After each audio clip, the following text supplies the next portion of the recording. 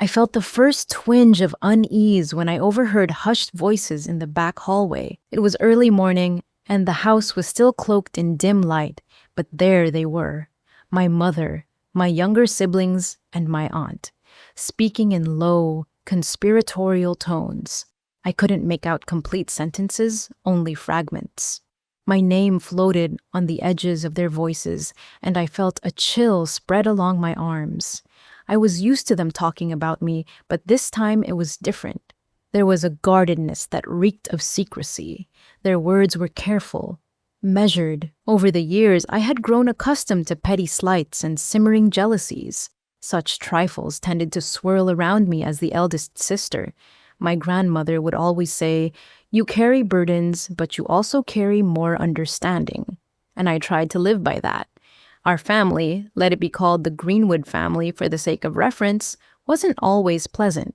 We had good stretches, big, lively gatherings during holidays, boisterous laughter when times were easy, but there were also undercurrents of resentment, ancient feuds, and vicious gossip. Despite everything, I tried to maintain a sense of dignity as the oldest child. Yet on this particular morning, I sensed the tensions might be building toward a moment from which none of us could return. I learned how right I was a few days later. At the time, my grandmother, let her be known only as grandmother, was in moderately good health. She had her off days, but nothing suggested she was on the verge of any major decline. My mother had invited me to her house under the pretense of helping plan a family meal. I arrived, a notebook under my arm, expecting to pick out a menu or choose decorations for the main hall. Instead, I found my younger sister, Liliana, my younger brother, Brandon, and my aunt, Carmen, already gathered around the dining room table. Their stern expressions told me something was amiss. "We've been discussing some things about grandmother's estate," my mother said, pursing her lips. "We think, well, as the eldest, you should be the one giving to the family, not expecting anything in return." Confusion gripped me. I had never demanded anything from grandmother's estate. Yes, she and I were close, but I'd always figured she'd do with her wealth whatever she saw fit. I didn't cling to the idea of an inheritance. Money had never been my driving motivation, but here they were, a ring of serious faces, telling me that I'd been effectively removed from grandmother's will, that I shouldn't take from them, that I already had enough by virtue of being the eldest, that I was expected to help them, not reap benefits. "How can you remove me from anything?" I asked, voice trembling. "It's not your decision. Grandmother would never agree to this." There was a tense silence. Brandon fidgeted with the collar of his shirt, refusing to look at me. Liliana broke her gaze away. My aunt kept tapping her nails on the table. Then my mother did something I will never forget. She slid a crisp document across the tabletop in my direction. It bore grandmother's signature at the bottom. At least, it seemed to be her signature. At the top was a paragraph detailing my removal from any inheritance. The rest of the text was a labyrinth of financial terms and estate details. I remember the surge of anger and disbelief. "How did you? This can't be real. Grandmother would never sign me away like this. She loves me." But their expressions of cold defiance told me there was no changing their minds. Whether they'd forged her signature or manipulated her somehow, I didn't know. I felt my heart thundering in my chest. I left that house in a fury I rarely allow myself. For the next several days, I did my best to speak with my grandmother. She was traveling with a close friend, I'll call him Henry, somewhere by the lakeside. I finally got hold of her by phone, almost frantic, explaining what had happened. She went silent for a long, ominous moment before stating with a steely resolve I hardly recognized in her, "I never agreed to that. They forged my name or used coercion." "This is monstrous." I could hear the tremor in her voice that mirrored my own outrage. She had long been uneasy about certain members of our family, but she always tried to believe the best in people. This, however, broke her illusions. She promised me she would do everything in her power to fix this, to set matters straight with the relevant authorities. She ended the call with, "Don't you worry, they've made a grave mistake, and I won't let them go unpunished." It was comforting to have her support. My grandmother was nobody's fool.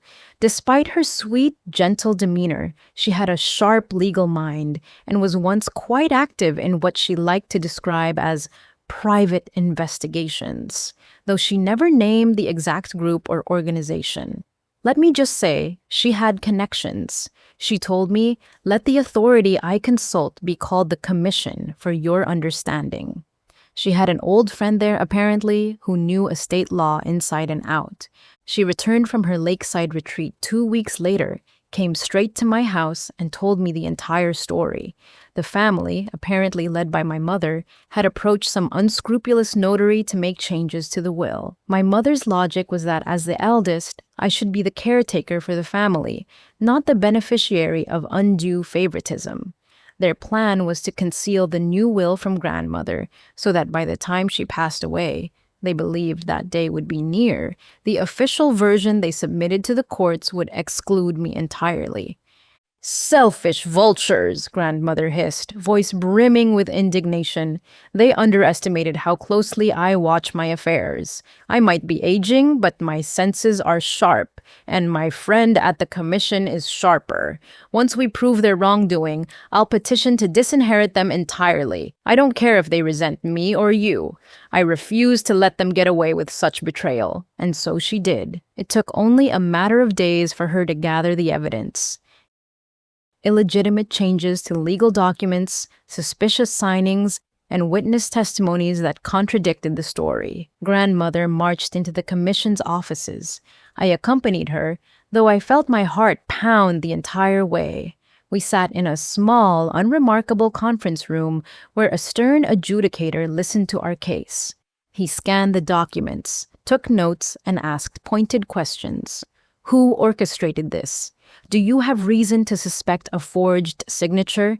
My grandmother responded without hesitation. Her determination was awe-inspiring, and I couldn't help but feel a swell of pride for her unwavering loyalty and courage. Once the commission's investigation began in earnest, panic rippled through the family like shockwaves. My mother tried to reach out to me multiple times, sobbing over the phone. Your grandmother doesn't understand. We were only protecting the family. You have to talk to her. Don't let her ruin our lives. It sickened me. All those years, they treated me like some convenient scapegoat, someone to blame for the family's problems. They had pulled such a heartless, underhanded stunt, and now they wanted me to shield them from the wrath of the very woman they had wronged? I said nothing. I simply hung up the phone. For the first time in my life, I felt the unyielding sting of betrayal. It's one thing to have petty arguments or sibling quarrels. It's another to systematically shut someone out of a rightful inheritance. This was no trifling matter. They had done something they knew would devastate me, and more than that, devastate grandmother. When the commission finally ruled on the case, they declared that the changes to the will were illegitimate. What's more, they granted grandmother's appeal to disinherit those involved in the scheme, handing all official privileges and sole inheritance to me. The official in charge said something along the lines of, "There's been a clear misuse of legal documentation. Such brazen attempts at circumventing the original testament are thoroughly unlawful. The rightful beneficiary remains, without question, you." He nodded toward me, and my eyes widened, unsure how to react. It wasn't the material possessions that mattered most to me at that moment, though I recognized they were substantial. It was more the sense of justice, the knowledge that truth had come to light. As we exited that room, grandmother's hand clasped mine, and I felt tears well up. I think she too felt relief and vindication. Yet this was only the beginning. We both knew that once the rest of the family got wind of this, their fury would be unparalleled. I braced myself, uncertain how it would unfold. Sure enough, the fallout was explosive. I received barrage after barrage of phone calls and messages. Liliana left me a shrieking message. "How dare you do this to us? We're your siblings." Brandon, who rarely voiced emotion, sounded almost broken. "This is going to ruin us financially. Are you really going to let that happen?" I deleted their voicemails. The betrayal had cut too deep, and I couldn't bear to listen to their pleas. They had tried to sabotage me, so how dare they ask for my mercy now? Other relatives who had not been directly involved in the scheme but had turned a blind eye tried to reach out in more subtle ways, through texts, emails, or even knocking on my front door to sway my decision. But my grandmother was adamant. They don't deserve your forgiveness. If they were loyal, they would have spoken up when the plot began. Let them deal with the consequences of their greed. She was right. Even if a part of me wanted to maintain some semblance of a relationship, the weight of their betrayal was a chasm between us. Meanwhile, my mother vanished from town. Rumors swirled. Some said she'd gone to stay with an old friend a few cities away. Others believed she was trying to find a loophole or an alternative legal path to retaliate. I heard from a distant cousin that my mother was hiring another lawyer, hoping to prove that grandmother's final appeal to the commission was the result of mental incapacity. That rumor was quickly squashed when a thorough medical examination proved that grandmother was in fine mental form. When that plan failed, my mother tried to personally confront grandmother at her home, sneaking past the caretaker to pound on her door. I wasn't there, but the caretaker later told me that grandmother refused to open it. Through the door, she said calmly, "You are no daughter of mine if you stoop to trickery and theft. I gave you my love, and you used it to wound the person who matters most to me. You will receive no more mercy in this lifetime." The caretaker said that my mother eventually left, weeping and shouting that she had no choice, that she only did it because the whole family agreed. But grandmother made it clear that she would not forgive that betrayal. The vengeance didn't stop there. Grandmother's resources and connections extended further than I ever imagined. She made sure that those who tried to help my mother and siblings forge the will did not escape unscathed either. The notary who oversaw the illegal signing was investigated for fraud and soon after lost his license. The meddling aunt who first introduced my mother to that notary was humiliated when her name appeared in local papers in connection with the scandal. The petty cousins who provided false witness statements in favor of my mother were charged with perjury, facing hefty fines. One cousin confided in me that she had only lied because my mother had promised her a portion of the estate. I offered no solace. It was far too late for regrets. It was astonishing to witness. On one side was grandmother, righteously furious, using every channel at her disposal to deliver justice. On the other was my mother, siblings, and other complicit relatives, each reeling from the repercussions, paying the price for their misdeeds in both social and legal arenas. They had betrayed her. They had betrayed me. In doing so, they discovered the cost of wrongdoing. I would be lying if I said I did not feel a certain vindication, a cold sense of satisfaction.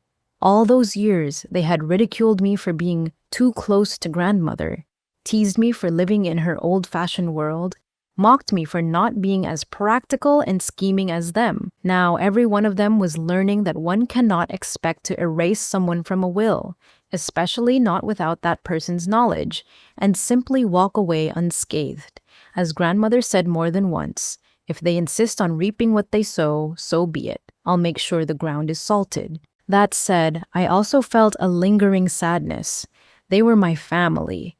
As angered as I was, it hurt to sever the bonds that once loosely held us together. I wondered if it might have been different had they shown remorse and asked forgiveness earlier, or if they'd turned away from my mother's plan. But from the beginning, they all played their parts in the betrayal. I recalled the hush of voices in the hallway that morning, how they orchestrated this in secret, never once coming to me openly. They had made their choice, and grandmother, though she was kind-hearted, was not one to let injustice lie. She told me stories of her youth, about how she once sought retribution on a distant friend who tried to scam her father out of land. Back then, she swore to herself that if anyone ever targeted her loved ones so blatantly, she would come at them with the full weight of the law. This was her chance to keep that promise. She showed no pity, nor did I. Some betrayals, once acted upon, remain unforgivable. With the commission's support, grandmother rewrote her estate plan entirely. She made me the sole beneficiary of everything: her real estate, her accounts, Her precious heirlooms, even the orchard in the countryside that she used to say was the heart of our family. I recall her shaking her head, tears glimmering in her eyes as she looked at the orchard's deeds. This orchard was meant to be a gathering place for us all, she whispered. Now I don't want them setting foot here. Let them find their own place to roam. A few months later, my mother showed up at my doorstep unannounced. It was early morning, the sun barely rising. I had just returned from a jog, sweaty and still grappling with the swirl of emotions that never quite ceased. She stood there, looking disheveled, and for a moment I saw no trace of the proud woman I had known. Instead, she looked small, beaten down by consequences she hadn't foreseen. "Let me in," she pleaded. "I have nowhere else to go." I stared at her, memories tumbling. All the birthdays missed, all the backhanded comments about how I was too independent, all the blame she cast on me for being grandmother's favorite. The utter coldness I felt after she tried to cut me out of the will. I should have felt pity, but it was overshadowed by the memory of betrayal. "No," I said, my voice emotionless. "You were part of this. You tried to sabotage me, sabotage your own mother's wishes. I can't let you in." She tried to protest, but I gently closed the door in her face. Through the panel, I heard her choke back a sob. Once, that sound would have broken my heart. But in that moment, it felt distant, as though it belonged to someone else's life. Betrayal had changed me. She left, presumably, to look for help from someone else. There were rumors she ended up renting a small apartment on the outskirts of the city. I heard that my siblings and aunt were living together in a cramped house, struggling to pay off fines. My mother's name was tarnished by the scandal. The same relatives who once turned a blind eye or actively sided with her now avoided her, fearful of being tainted by the disgrace. Such is how it goes when someone tries to orchestrate such a cruel betrayal.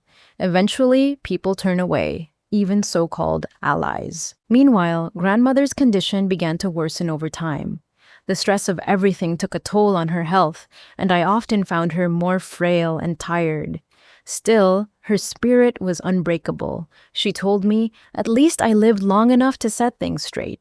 I never want them to believe they won, or that you can be so easily cast aside."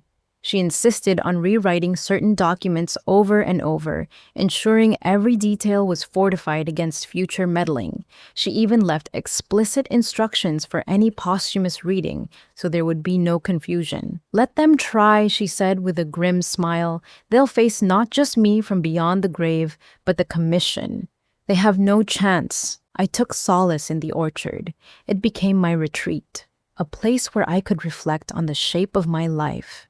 Sometimes, grandmother would accompany me there, sitting under a gnarled old tree to watch the breeze shuffle through leaves. She'd say, "You deserve peace. Don't let them rob you of that too." I knew she was right, but it was difficult to find calm in a family so fractured. Every now and then, a message would slip through. A cousin, perhaps, or a childhood friend of one of my siblings, trying to persuade me to take pity. After all, they'd argue, they made a mistake, but they're family. I never relented. Our family had decided that I was unworthy of the inheritance my grandmother wanted to give me. They had stooped to forging legal documents. They had tried to isolate me. Their brand of remorse was born purely of self-interest and desperation. Whatever they reaped, it was of their own sowing. Months rolled onward. By now, the entire fiasco had settled into the hush of rumor. Most of the city's populace had moved on to other news, other scandals, but the damage lingered in my family. My siblings were estranged from me, as was my mother. My Aunt Carmen tried once to approach me at the local market. She grabbed my wrist and spoke in a low, urgent voice. "It wasn't all my fault. I was following orders from your mother. Please talk to your grandmother. Maybe she'll reconsider." I stared at her. There was a hollow ring to her words. No sincere regret, just excuses. I could almost see the gears turning in her mind, conjuring ways to wriggle free from the punishment that she had brought upon herself. "She made it clear she would not forgive," I said, and neither will I. With that, I pulled my wrist away and left her standing there, helpless and alone in a crowd that pretended not to see or hear. I suppose that was yet another example of how betrayal cements itself into a person's heart. Once you have been betrayed so deeply, once you realize they never truly cared for your well-being, there is no easy path to reconciliation. I didn't want to be cruel, but their cruelty had come first. To love them now would have been to betray myself and grandmother. The final blow came when grandmother's health rapidly declined one winter. She had a series of complications. Her heart was failing. I stayed by her side in the hospital, refusing to leave. Sometimes she was delirious with pain, drifting in and out of consciousness.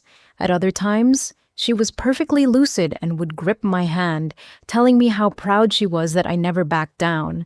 "I couldn't let them break you," she whispered. "Promise me you won't let them break what's left of this family's dignity." I promised. Tears slipped down my cheeks as I reassured her I would stand firm and preserve what she had fought for. The orchard, the old house, the bank accounts, the memories of her father's land. I wouldn't let it be tossed away to those who had tried to cut me out. She smiled with relief. In her final days, she recorded a video message, making her intentions undeniable. She spoke clearly. "To my eldest granddaughter, I leave everything I own. I disinherit my daughter, my grandchildren who helped her, and any relative who supported their scheme. They have shown me they do not deserve to bear my name. Let them face the natural consequences of their actions." The nurse who witnessed that recording commented on how resolute grandmother seemed, even in her weakened state. That was her final stand, an echo of a lifetime of both generosity and fierce loyalty. After grandmother passed, I was thrust into the role of executor. The orchard was transferred into my name, as were her other assets. The commission, thoroughly aware of the fiasco, oversaw the transfer to ensure no more foul play would occur. I can't say I felt triumphant. If anything, I felt lonely. My grandmother had been my confidant, and now I was alone with the memories of her laughter and wisdom. The day after her funeral, a service none of my immediate family dared attend, I stood on the orchard's land, gazing at rows of apple trees. Grandmother had once joked, "These trees are the living heart of our lineage. They see everything and never lie." It saddened me to think how twisted our lineage had become, how the branches of our family tree had grown crooked and toxic. Yet I was determined to keep the orchard thriving, to remember a time when not everything was broken. Over the following weeks, I began making arrangements, updating deeds, meeting with lawyers who helped finalize the estate. The rest of the family was conspicuously silent. Perhaps they finally realized there was no angle left to exploit, no chance of redemption in the eyes of the law or my grandmother. Some of them must have despised me for it, but their attempts to lash out had dried up, overshadowed by legal rulings they couldn't overturn. They had been so sure they would triumph, but like all who succumbed to greed, they fell on their own sword. Occasionally, I heard that one or another family member faced financial hardship. Liliana moved to a modest townhouse, apparently struggling with debt. Brandon lost a job and had to pick up part-time work, barely scraping by. My Aunt Carmen found her social circle in tatters, as her involvement in the scandal cost her longtime friendships. I recognized that each of them had a story, a reason for their involvement, but they never came to me personally with true remorse. None of their messages conveyed accountability. It was always blame or pity-seeking. I, on the other hand, threw myself into preserving grandmother's legacy. I started a modest orchard business, a simple venture to sell the fruit and homemade preserves. Let the brand be known simply as Rose's Orchard if we must give it a name. But I stated plainly in any promotional materials, named after the woman who believed in honesty above all else. And in that orchard, I felt her presence at every turn, in the fragrance of blossoms, in the rustle of leaves, in the hush of dawn. I never fully understood how far her connections reached, but I discovered small hints, photographs of her with various notable figures, letters from officials who thanked her for her consultations. It became clear that she had lived a life of quiet influence, that life had prepared her to confront wrongdoing without flinching, to protect what she loved, and exact revenge on those who deserved it. Now that responsibility, that determination passed to me. One day, about a year later, a battered envelope arrived at my home. The handwriting on it was shaky. Inside was a letter from my mother. She wrote that she was ill, that she regretted what she'd done, and that she hoped I would visit. She wanted a chance to explain. I felt my chest tighten with conflicting emotions. A part of me yearned for closure, maybe even forgiveness. Yet memories of that vile plan, the mocking words, the forged signature, those memories raged against that small flicker of pity. I visited a close friend to seek counsel. She was one of the few people who knew the full story. Her advice was simple. If you feel you need to hear her out, do so for your own sake. But don't let her manipulate you. The betrayal is real. She must bear its weight. Summoning what courage I had, I went to the address my mother gave.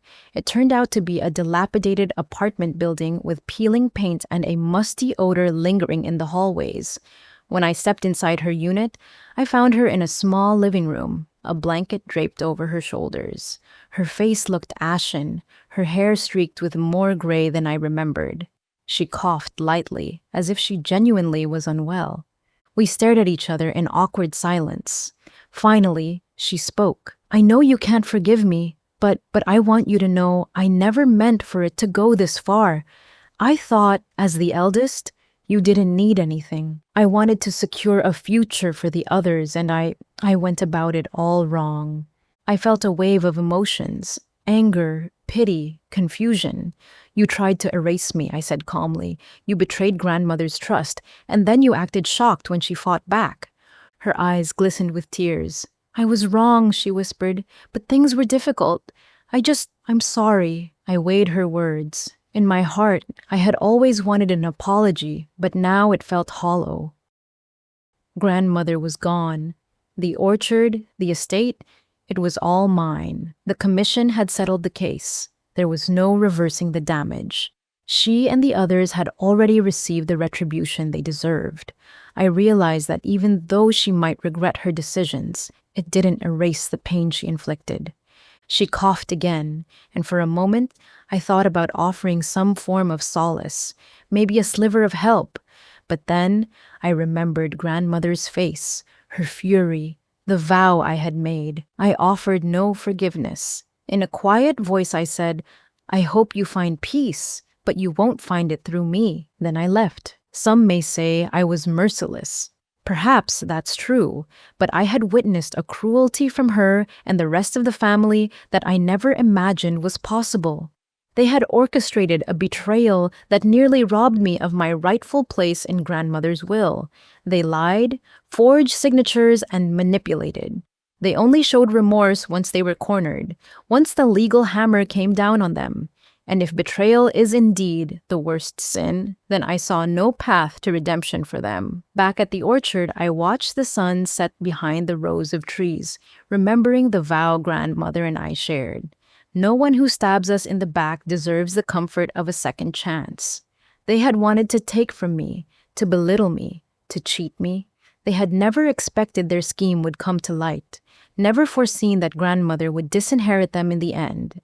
But life, as grandmother often reminded me, doesn't let you hide from your own wrongdoing for long. Eventually, justice emerges, and with it comes the reckoning. Over time, I expanded my orchard business, turning it into something modestly successful. Though I sometimes miss the notion of a loving family, the orchard became my family. Each row of fruit-bearing trees a reminder that seeds of trust and loyalty, once planted, can grow strong if nurtured with genuine care. Seeds of betrayal, however, sow nothing but ruin. My siblings and mother had learned that lesson in the harshest way possible. I met new people, cultivated friendships untainted by old feuds, and found happiness in the simple routines of orchard life. Each morning, I would rise early, watch the dew glimmer on the grass, and think of grandmother, imagining her standing beside me with pride in her eyes. She had given me everything: Even her final breath was spent ensuring I wouldn't be wronged. I could do no less than honor her legacy by continuing to thrive and never letting the betrayers back into my life. Sometimes people asked if I had any regrets. My response was always measured.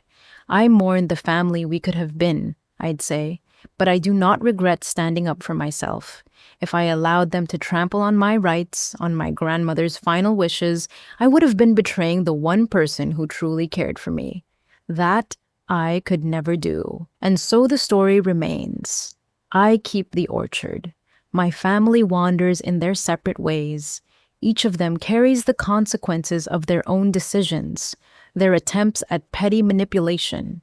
Betrayal left them with nothing, while I inherited not just physical wealth, but the memory of grandmother's faith and devotion. The orchard endures, a living testament to the fact that some betrayals can never be forgiven, and that those who plan evil schemes cannot escape the vengeance they so fear. I still recall the official moment when the commission granted me everything. That sense of vindication, of a wrong being righted, lingers with me. But it is entwined with the memory of how hollow victory can feel when it comes at the price of permanent divisions. Yet this I have accepted. Those who set treachery in motion must face what it brings. There can be no forgiveness for such a betrayal, and there is satisfaction in knowing that I stood up for myself, that grandmother stood beside me, and that in the end, every single antagonist reaped what they sowed. They removed me from the will without my knowledge, tried to justify it with feeble reasoning, and believed they would go unpunished. They discovered otherwise. I remain the eldest sister, stronger than ever, cradling grandmother's legacy in my hands. My orchard flourishes, my conscience is clear, and if any of them should ever knock on my door again, seeking the inheritance that once belonged to me, they will find only the echo of their own regret.